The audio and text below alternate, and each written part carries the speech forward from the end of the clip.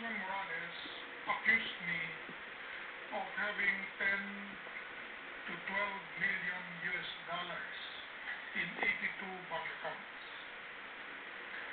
That is a malicious lie. And I will be using the Ombudsman's own diagram, which you see on the screen,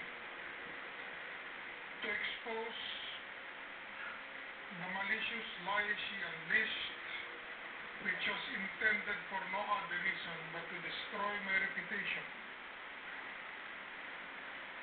A careful analysis of the AMLAC report would show that many of these accounts were already closed and the funds thereof transferred to settlement accounts.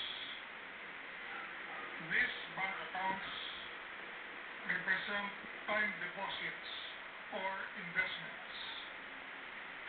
Each time a time deposit would mature and be rolled over, a new account would be created or consolidated to make a new placement to earn higher interest. These funds would then be transferred from one account to another in order to earn more interest.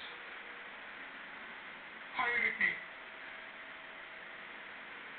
ladies and gentlemen of this honorable tribunal, inuulit ko po sa taong bayan, wala po akong 82 bank accounts, dollar accounts.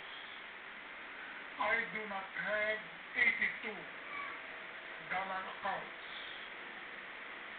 as charged by the Ombudsman. The alleged AMLAC report itself, contrary to the Ombudsman's misleading representations, will show that there are only 4 dollar accounts by December of 2012. 4, not 82. 4. For example, in BPI Acropolis branch, which only had 7 and not 8 bank accounts. All these bank accounts in BPI Acropolis were closed as early as 2004 to 2005 and transferred to BPI Tandang Sora and PS Bank, Cainta. Thus, there were no longer any bank accounts in BPI Acropolis.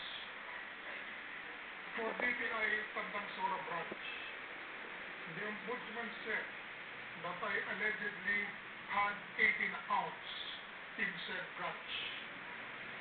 But the alleged AMLAC report will also show that all these accounts were closed during the period 2004 to 2007 and transferred to BPI San Francisco del Monte and PS Bank, Cainta. Makikita po ninyo doon sa screen. Palit ng palit yung file na sinabi ni Ombudsman Morales na meron daw ako. The same goes for the 34 accounts in BPI San Francisco del Monte. The accounts in this branch were closed beginning 2007 to December 2011. Yun po, makikita ninyo, kakaparingkot na lang po natitira. The last account to be closed was the main account, account number 3244108104 BPI MIC. The BPI Investment Management Incorporated account was sourced from the BPI San Francisco del Monte main account number 3244108104. This was closed on December 19, 2011, and the funds thereof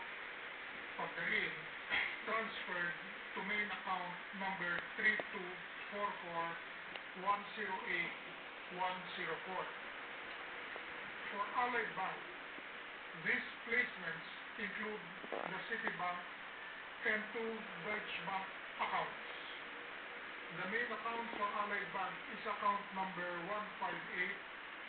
158-200-2676.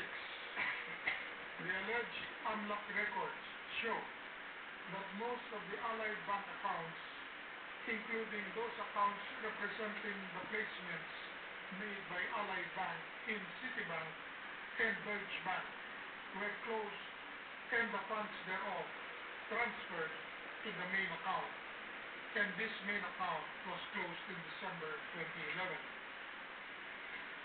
For PS Bank, all the bank accounts in PS Bank Cainta were closed between August and October 2008, and the funds in these accounts were transferred to PS Bank Katipunan.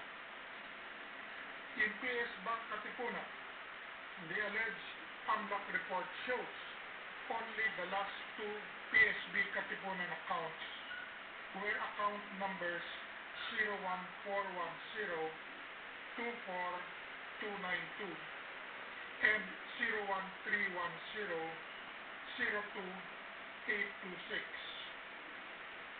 Yan po, payat na po natitira.